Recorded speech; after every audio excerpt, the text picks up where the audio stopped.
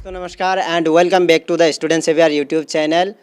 सो दोस्तों, जैसे कि आप लोग जानते हो कि हम लोग अक्सर वीडियोस बनाते रहते हैं आप लोगों के प्रिपरेशन को और भी इजी बनाने के लिए, आप लोगों को एक सही दिशा दिखाने के लिए कि कैसे आप लोगों को प्रिपरेशन करना चाहिए, कैसे मतलब क्या टाइम टेबल होनी चाहिए, कैसे स्ट्रगल करते हैं मुखर्जी नगर में यूपीएससी एस्पायरेंट। आज हमारे साथ है एक यूपीएससी एस्पायरेंट जिनका नाम है विक्रम सिंह, और ये विक्रम भाई हरियाणा से है और वो ड्यूरिंग ग्रेजुएशन अपने प्रिपरेशन स्टार्ट कर दिया था यूपीएससी का, और इसी साल 2021 में इनका ग्रेजुएशन कंप्लीट हुई है। और इनका जो कोचिंग क्लासेस थे वो इजी क्लासेस से लिया था, इजी क्लासेस से कोचिंग भी कंप्लीट हुए हैं। तो आज इनके बारे में ही हम जानेंगे कि ये ड्यूरिंग ग्रेजुएशन कैसे प्रिपरेशन किए, कैसे आपने टाइम टेबल को मैनेज किया है, और इजी क्लासेस से जो कोर्स इन्होंने लिए थे उसमें वो उनको क्या क्या बेनिफिट्स मिला है, क्या क्या बुक्स इनको मिले थे। जी विक्रम भैया, तो आप 12th के बाद ही मतलब यूपीएससी के प्रिपरेशन स्टार्ट कर दिए थे। सबसे पहले तो आप ये बताइए आपका एजुकेशनल बैकग्राउंड क्या है। मेरा जो 12th का बैकग्राउंड है वो मैंने बायोलॉजी से किया है। मेरे पास जैसे बायोलॉजी, केमिस्ट्री और फिजिक्स ये सब्जेक्ट थे, लेकिन उसके बाद मैंने डिसाइड किया कि मुझे अब यूपीएससी की तैयारी करनी है।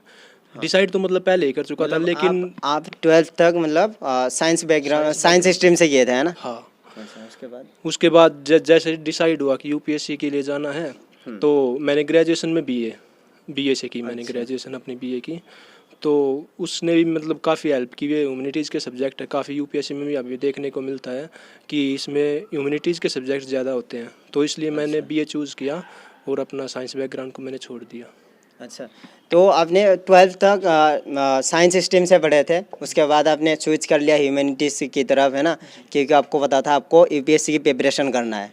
ठीक है, तो आप 12th के बाद कैसे स्टार्ट किए थे प्रिपरेशन यूपीएससी की, प्लस ग्रेजुएशन भी उस टाइम आपका चल रही थी, है ना? तो कैसे किए थे आपने ये? मैं जैसे मतलब 12th पास आउट होते हुए, हाँ, जैसे मैंने ये बीए में एडमिशन लिया, उसके बाद मैं सीधा यहाँ मुखर्जी नगर आ गया। तो यहाँ से इजी क्लासेस से मैंने अपनी प्रिपरेशन स्टार्ट की, साथ साथ मेरी ग्रेजुएशन चलती रही Indira Gandhi national open university से। तो मतलब उस टाइम पे ऐसा कुछ ज़्यादा पढ़ाई का ज़्यादा बर्डन नहीं था, बस मैं अपनी क्लासेस लेता था और उसके बाद अपनी कॉलेज की कुछ पढ़ाई करता था, ज़्यादा बर्डन नहीं लेता था मैं उस समय। तो साथ साथ चलता रहा सब कुछ। टाइम टेबल मैनेज नहीं होती है उस टाइम, जो जब ग्रेजुएशन कर रहे होते हैं उस टाइम आपने कोचिंग भी लिए थे, है ना, इजी क्लासेस से। तो आपने उस टाइम कैसे मैनेज किया ग्रेजुएशन के जो सिलेबस थे उसका, और यूपीएससी की आपने कैसे प्रिपरेशन की, और वो भी कोचिंग ले रहे थे आप उस टाइम? जैसे मेरी कोचिंग जब मैंने स्टार्ट की तो वो 2 घंटे के आसपास की होती थी। तो 2 घंटे बस अपनी क्लासेस की, उसके बाद घर अपने रूम पर आकर 2 घंटे के लिए मैं वही पढ़ता था जो कोचिंग में पढ़ाया जाता था। उसके बाद कुछ आगे का 1 घंटे के लिए आगे का जो कल पढ़ाने वाला है वो सब्जेक्ट अपना पढ़ता था मैं। और उसके बाद मैं हमेशा 3-4 घंटे अपने कॉलेज को देता था। जो कॉलेज के मेरे सब्जेक्ट थे, जो ग्रेजुएशन के सब्जेक्ट थे, उनके लिए मैं हमेशा 3-4 घंटे निकाल लेता था।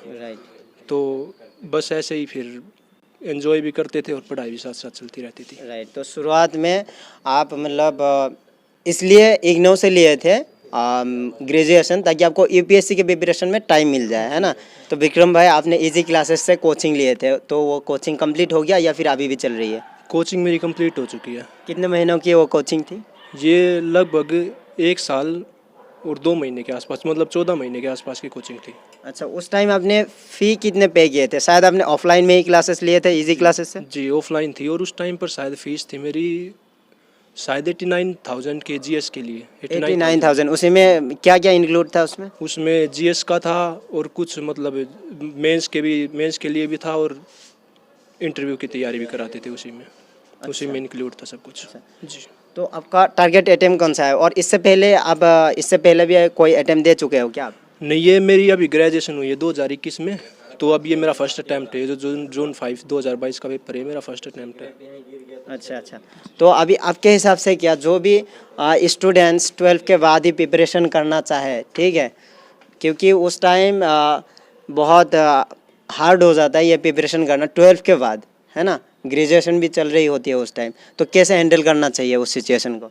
जैसे अगर किसी को यूपीएससी की तैयारी करनी है और कुछ सोचा ही नहीं है उसने, राइट। तो 12th के बाद सबसे अच्छा मौका उसके पास, क्योंकि हमारी जैसे गवर्नमेंट हमें ये फैसिलिटी भी देती है कि हम अपनी ग्रेजुएशन ओपन से कर सकते हैं। Indira Gandhi national open university है, ये बहुत अच्छी यूनिवर्सिटी है, इससे हम डिस्टेंस से अपनी ग्रेजुएशन कर सकते हैं। Right. और जिसको इसी फील्ड में आना है वो साथ साथ अपनी कोचिंग ले, क्योंकि कोचिंग जब हम लेते हैं तो हम मतलब शुरुआत में आते हैं 12th के बाद ही, तो दिमाग हमारा बिल्कुल मतलब साफ होता है समझने के लिए, हमारा मतलब वो हमारे ग्रोथ ईयर चल रहा होता है उस टाइम पे।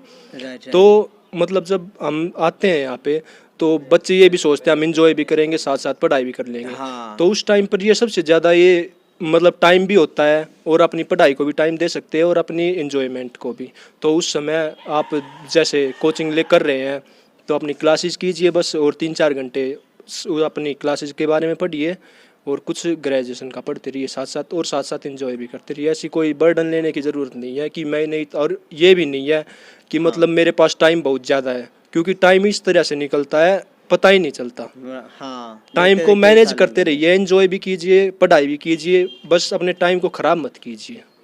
तो ऐसे चलते रहिए, ऐसे मेहनत करते रहिए, हो जाएगा सिलेक्शन, ऐसी कोई बड़ी बात नहीं होती। राइट। अच्छा विक्रम भाई, ये बताइए आप जो भी स्टूडेंट्स यूपीएससी के फील्ड में आना चाहते हैं तो उनको 12 के बाद कौन सी स्ट्रीम लेना चाहिए, या साइंस से लेना चाहिए या फिर ह्यूमैनिटीज़ बैकग्राउंड लेना चाहिए, आपके हिसाब से क्या?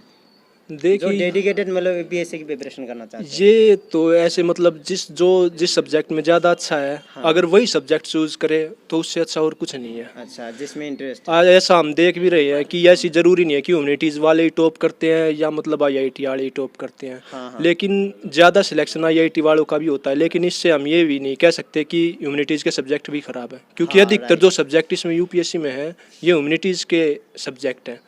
तो अगर आप मतलब ऐसे ही बैकग्राउंड से आपको मतलब साइंस बैकग्राउंड से है या कुछ और जो आपका इंटरेस्ट है सब्जेक्ट में जिसमें, आप उसको चूज़ कीजिए, वैसी कोई प्रॉब्लम नहीं है इसमें। राइट, अपने हिसाब से। हाँ, क्योंकि ऑप्शनल के भी सब्जेक्ट है, जो आप ग्रेजुएशन में आप सब्जेक्ट लेते हैं वो आपको ऑप्शनल में भी काम आएंगे बहुत ज़्यादा। राइट। जी ठीक है, ओके विक्रम भाई, आपको बहुत बहुत धन्यवाद हमारे साथ बातचीत करने के लिए, हमें आपके कीमती टाइम देने के लिए। जी, थैंक यू।